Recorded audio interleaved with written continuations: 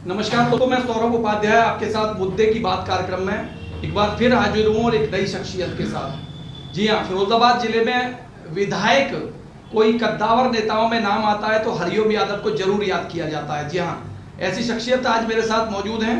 अभी हाल ही में जिला पंचायत अध्यक्ष का जो चुनाव हुआ, जिनको किंग मेकर का नाम भी दिया गया, और भारतीय जनता पार्टी के तमाम कद्दावर नेता जिनके निवास पर खुद चलकर आए, सहयोग मांगा और उसके बाद परिणाम उनके सामने रहा।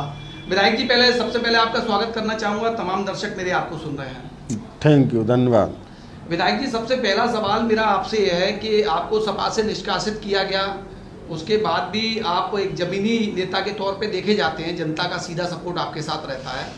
आपने भारतीय जनता पार्टी का सपोर्ट किया, तमाम नेता आपके घर आए, तो क्या कोई ऐसी डील हुई जिसके चलते आपने बीजेपी के नेताओं का साथ दिया और आज जिला पंचायत अध्यक्ष बनवाया बीजेपी का? देखिए, राजनीति में कोई डील काम नहीं करती है, ना राजनीति में डील करना चाहिए कभी।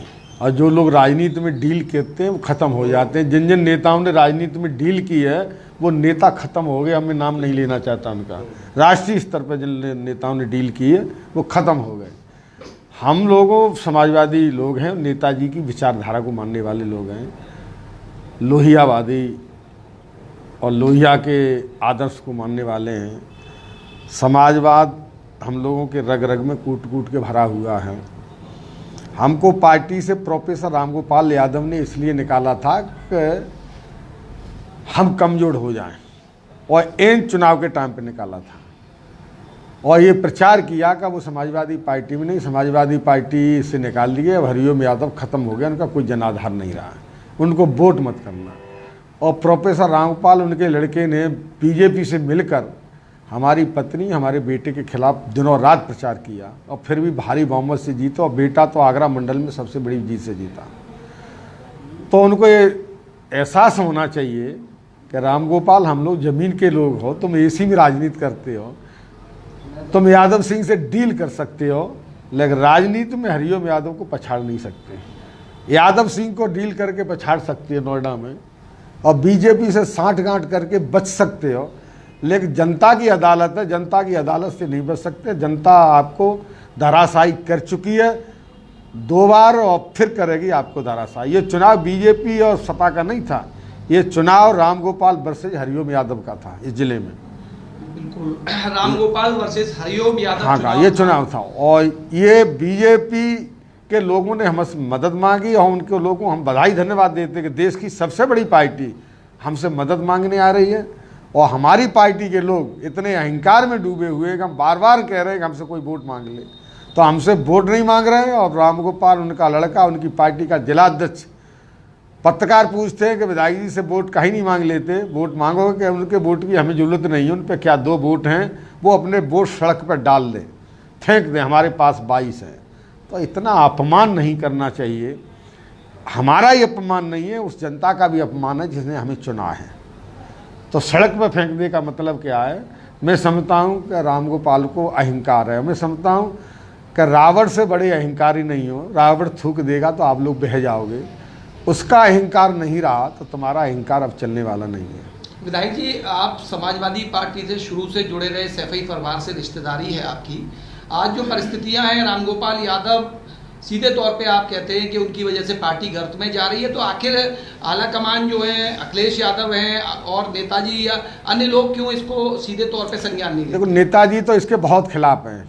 नेताजी ने तो शुरू में कहा था, आपने सुना, आपके चैनलों पर ही चला था, कि इसने हमारे साथ बहुत बड़ा धोखा किया है, इसको हमने मुंशी बनाया था और मुंशी से हमने नेता बना दिया।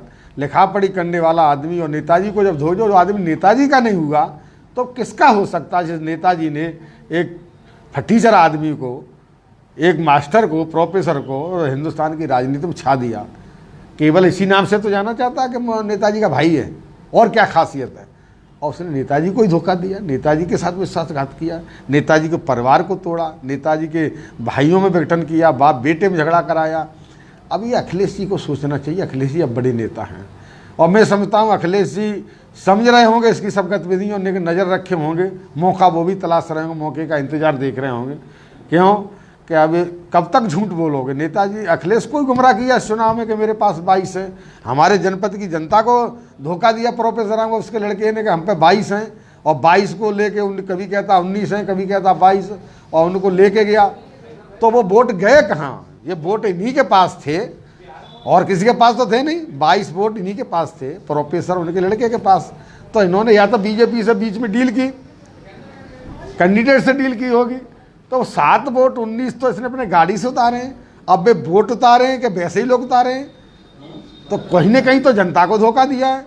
अब 7 वोट, मतलब आप मानते हैं कि समाजवादी पार्टी ने डील की बीजेपी से, हाँ, और बीजेपी उसके ने। बाद जिला पंचायत अध्यक्ष बन पाया? हाँ, बन पाया।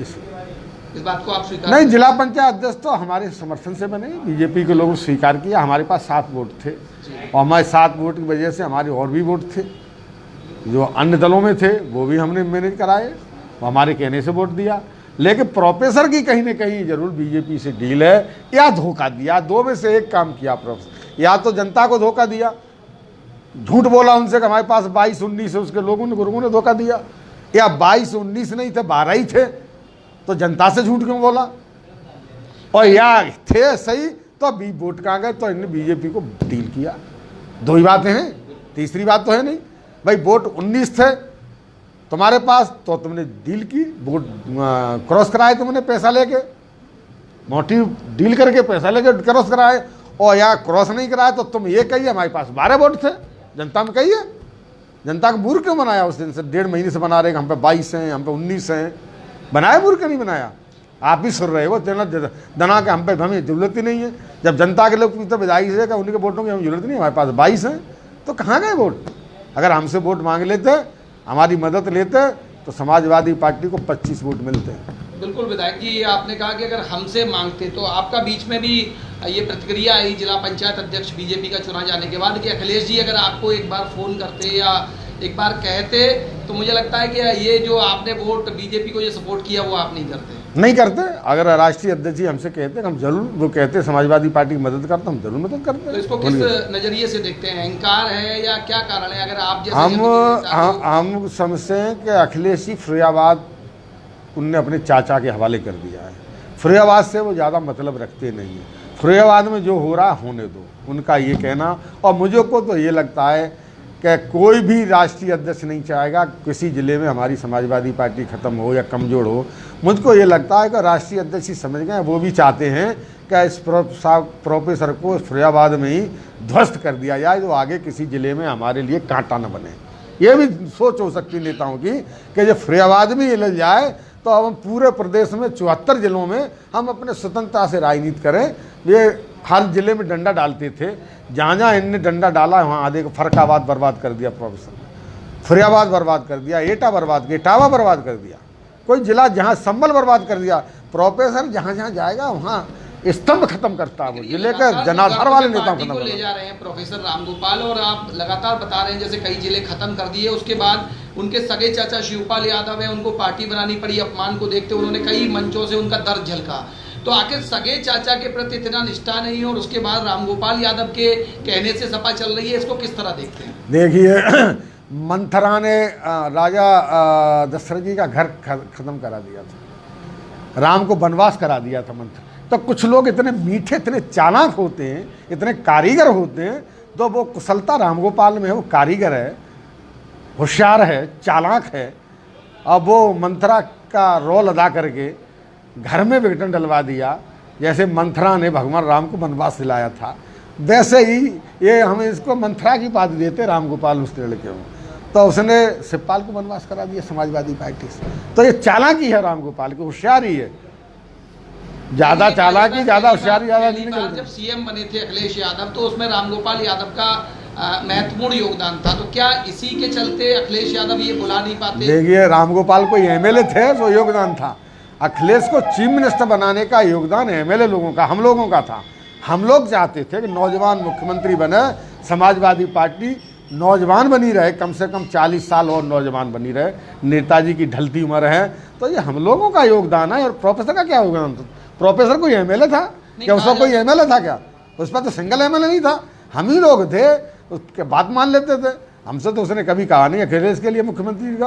हम तो स्वयं चाहते थे कि नेताजी का ढलती उम्र है, अखिलेश नौजवान है, आकर्षण है नौजवानों में, अखिलेश मुख्यमंत्री बने, प्रदेश को आगे ले जाएंगे।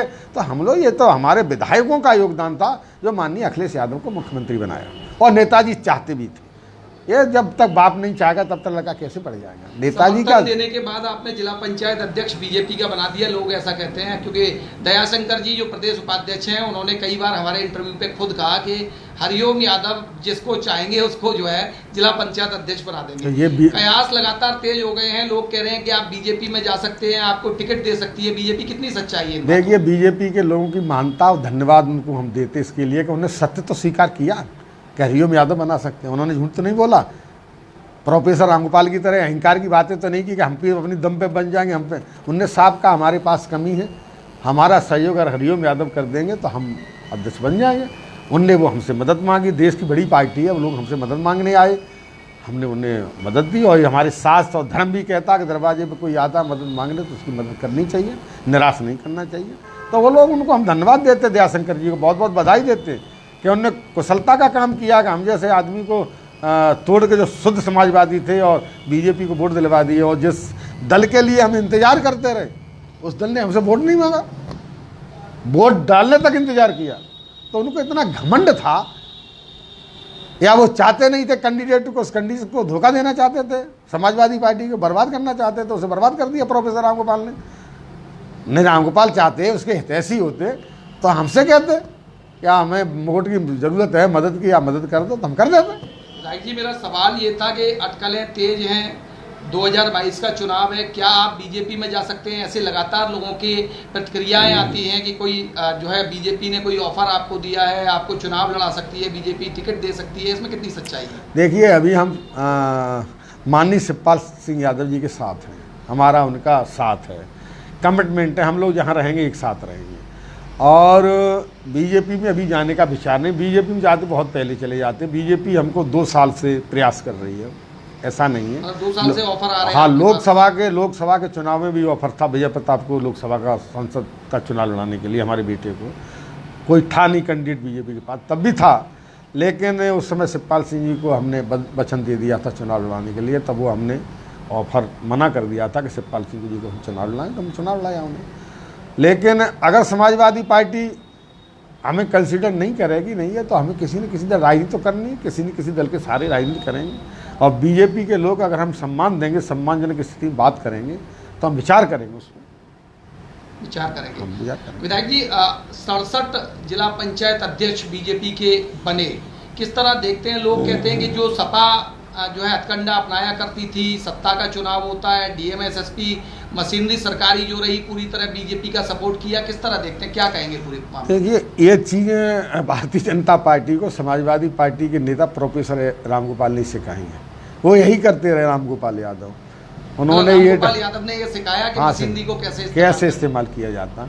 तो कहीं कहीं की होगी, लेकिन फिरोजाबाद में नहीं हुई मशीनरी, हम दावे के साथ कह सकते। फिरोजाबाद में बिल्कुल निष्पक्ष ईमानदारी से चुनाव हुआ। आप लोग गंवाएं, मीडिया के लोग भी आए, इतना फोर्सा यहाँ आईजी थे जो खुद मॉनिटरिंग कर रहे थे, पर्यवेक्षक थे।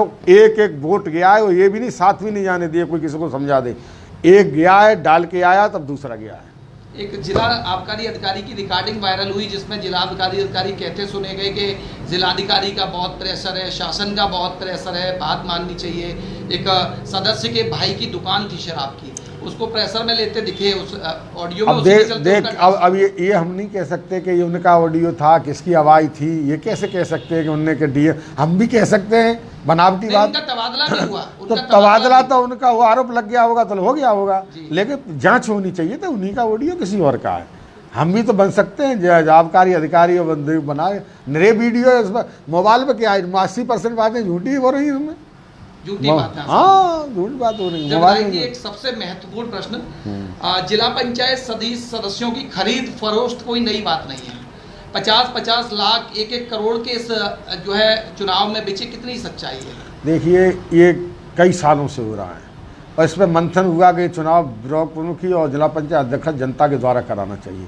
और हमारी मांग भी है, कराना भी चाहिए। लोग, इससे भ्रष्टाचार बहुत बढ़ रहा है। जो प्रत्याशी 10-10 करोड़ खर्च करके जाएगा तो बेईमानी करेगा, स्वाभाविक बात। तो हम चाहते हैं कि पहले तो ये जनता के द्वारा होना चाहिए। और खरीद फरोख्त कोई नई नहीं है, हर चुनाव में हुई है। पिछले जब हुए चुनाव तब भी हुई, जब से जिला पंचायत के चुनाव तब से प्रमुखी उनमें खरीद फरोख्त हो रही, इसमें भी हुई है। सही बात कहने में कोई संकोच नहीं है, यहाँ भी खरीद फरोख्त हर पूरे यूपी में हुई है।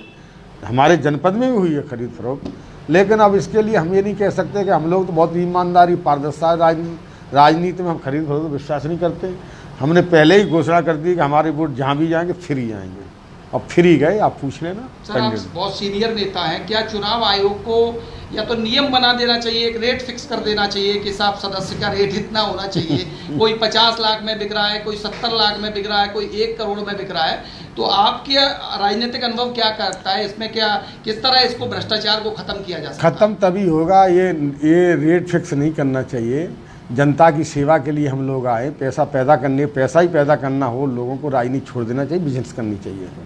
लेकिन हमारा मानना है कि सरकार को कानून बना के और जनता के द्वारा, जैसे एमएलए एमपी के चुनाव होते हैं वैसे ही ब्लॉकपुरम को जिला पंचायत के चुनाव जनता के द्वारा करा देना चाहिए। जैसे नगर पालिका का होता है, नगर पालिका के चेयर नगर निगम के होने लगे जनता के द्वारा, और पहले सभासद चुनते थे तब भ्रष्टाचार था, और अब नहीं, अब सीधे चुने जा रहे हैं। तो इसलिए हमारा मानना है कि भ्रष्टाचार तभी खत्म होगा ये चुनाव सीधे जनता के द्वारा कराई जाएगी। विधायक जी 2022 में आप चुनाव किस पार्टी से लड़ेंगे, या निर्दलीय या प्रसपा से? देखिए, अभी तो हमारा विचार है कि अगर समाजवादी पार्टी को सद्बुद्धि दे दे, कंसीडर अगर हम समाजवादी पार्टी से चुनाव लड़ेंगे तो जिले की 5 सीटें समाजवादी पार्टी में जाएंगी, और अगर हम समाजवादी पार्टी से नहीं लड़े, जिस दल से लड़ेंगे उस दल को 5 सीटें जाएंगी। बीजेपी के टिकट से लड़े, उसने हमें सम्मानजनपूर्वक टिकट सम्मान के पूर्वक अगर हमें चुनाव लड़ाया तो 5 सीटें बीजेपी यहाँ जीतेगी, सफा साफ हो जाएगी। इसलिए क्या समाजवादी पार्टी से आपको कोई इनपुट मिल रहा है, कोई बातचीत चल रही है, क्या लगता है? देखिए, राजनीतिक कम समय है, और क्या आप समाजवादी पार्टी से ना हमसे किसी नेता ने बात की और ना हमें ऐसा कोई इनपुट मिला, लेकिन हम इंतजार कर रहे हैं, इसलिए हमारी जनता ये नहीं कह पाए आपने जल्दबाजी कर दी। उम्मीद है आपको कि सपा आपको एक बार फिर देखो, उम्मीद पे तो दुनिया टिकी हुई है, और फिर नहीं होगा तो हम पे जनता हमारा जो फैसला करेगी। जनता हमारी सर्वोपरि, जनता का हम बहुत सम्मान करते हैं, और जनता ने ही हमें सम्मान के काबिल बनाया है। तो जनता से हम पूछेंगे, और जनता हमारी जो कहेगी, पार्टी किसी से लड़े तो पार्टी से लड़ेंगे, और जनता जो कहेगी नहीं हम तुम्हारी पार्टी जनता हैं, जनता चुनाव लड़ाएगी तो हम निर्दलीय लड़ेंगे। अच्छा, अखिलेश यादव ने कहा कि इस बार गठबंधन छोटी पार्टियों से होगा, अगर होगा तो प्रसपा से होगा, तो क्या शिवपाल यादव और अखिलेश यादव के बीच पूरी तरीके से एकजुटता हो गई है? क्या दोबारा बिखराव नजर नहीं आ गया? क्या एक साथ होकर 2022 का चुनाव लड़ा जाएगा? देखिए, उम्मीद पे दुनिया कायम है। अगर ऐसा हो गया, गठबंधन हो गया तो सरकार बन जाएगी, और शिवपाल सिंह का और अखिलेश जी का गठबंधन नहीं हुआ तो सरकार नहीं बन सकती प्रदेश में। हम दावे के साथ कह रहे हैं कि शिवपाल अखिलेश का गठबंधन हो जाए, प्रोफेसर को 6 महीने के लिए पार्टी से निकाल दिया जाए चुनाव तक, तो 100% सरकार बन जाएगी। अच्छा, ओवैसी ने एक बयान दिया अभी हाल ही में कि इस बार मतलब उन्होंने दावे के साथ कहा कि योगी मुख्यमंत्री नहीं रहेंगे, तो और योगी ने भी प्रतिक्रिया पर अपनी मुख्यमंत्री ने भी कहा कि उनका चैलेंज स्वीकार है। आप क्या कहेंगे पूरे मामले? देखिए, ये तो बहुमत का सवाल है, भविष्य किसी ने नहीं देखा। न तो ओबीसी को ये बात कहनी चाहिए कि नहीं बनेगा, न योगी को घमंड की बात करना चाहिए कि हम बनेंगे। ये तो उनके जिस दल का बहुमत होगा उस दल का मुख्यमंत्री बनेगा। उस दल के लोग किसे बनाएंगे? योगी को बनाएंगे तो योगी जी बनेंगे, किसी और को बनाएंगे तो कोई और बनेगा। तो इस पर नहीं, ये बात नहीं कहनी चाहिए। अब पता नहीं किसका बहुमत आए, अभी तो गर्त में है, अभी क्या कह सकते हैं। बहुमत दूसरे दल का आ गया या बीजेपी का ही बहुमत आ गया, अभी तो हमको लग रहा है बहुमत बीजेपी का ही आएगा। अब बीजेपी का शीर्ष नेतृत्व किसे मुख्यमंत्री बनाता है? फिर 2022 में रिपीट बीजेपी। यही स्थिति रही समाजवादी पार्टी की, सुधार नहीं हुआ तो निश्चित 100% 2022 में भारतीय जनता पार्टी की सरकार बनेगी। आपको क्या लग रहा है कि अगर समाजवादी पार्टी ने आपको संपर्क नहीं साधा, दोबारा से बातचीत नहीं हुई, तो क्या आप प्रसपा से चुनाव लड़ेंगे? हाँ, शिवपाल सिंह के साथ है, उनका जिससे गठबंधन होगा उससे चुनाव लड़ेंगे हम। बीजेपी से सपा से गठबंधन होगा तो सपा से लड़ेंगे, जिस दल से उनका गठबंधन होगा उससे हम लड़ेंगे चुनाव।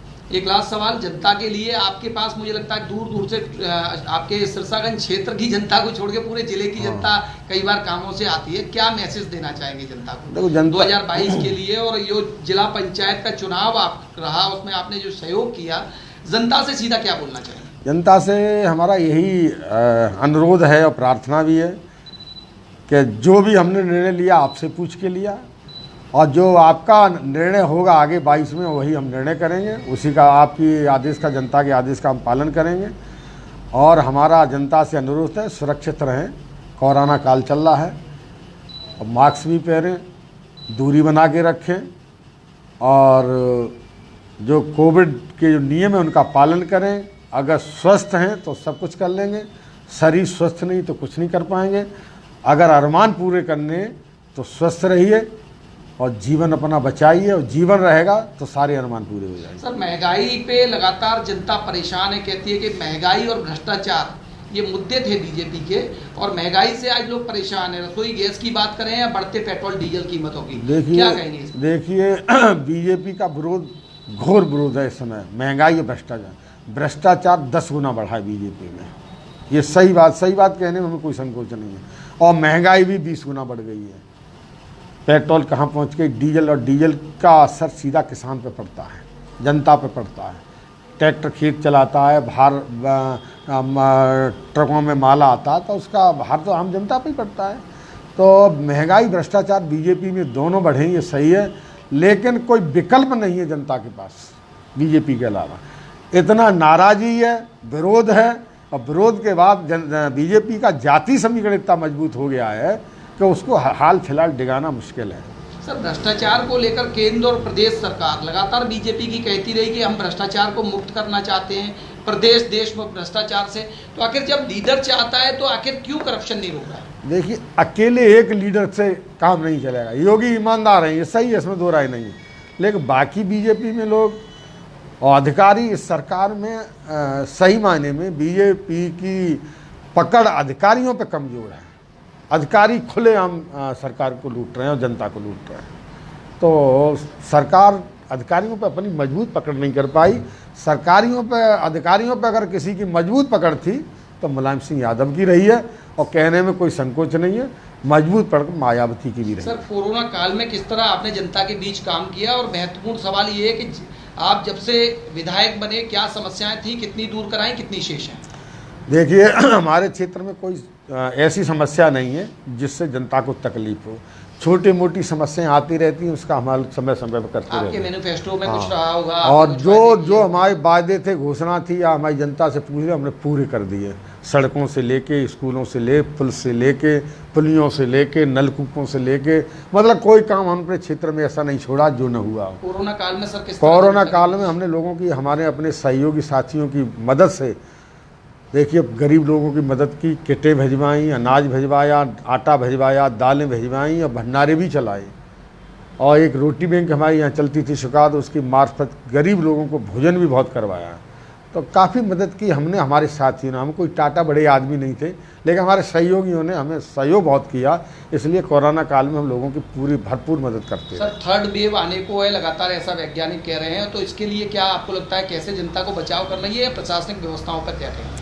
देखिए, कोविड नियमों का लोगों को पालन करना चाहिए, और सरकार को जो इंजेक्शन है, जो वैक्सीन है, उनको फ्री जल्दी से जल्दी, जितनी जल्दी लगवा सकें जनता के बीच लगवा देनी चाहिए, जिससे लोगों पर इसका दुष्परिणाम न पड़े। तो ये थे विधायक हरिओम यादव, सिरसागंज के विधायक हैं, लोकप्रिय विधायक हैं, और जिले में कद्दावर नेताओं में इनकी गिनती आती है। समाजवादी पार्टी ने इनको निष्कासित कर दिया, उसके बाद भी साबित कर दिया, अपनी पत्नी, अपने बेटों को चुनाव लड़ाकर लाख प्रयास किए। इनका दावा है कि रामगोपाल यादव ने प्रयास किए हराने के लिए, लेकिन उसके बाद उनके मंसूबे कामयाब नहीं हो पाए।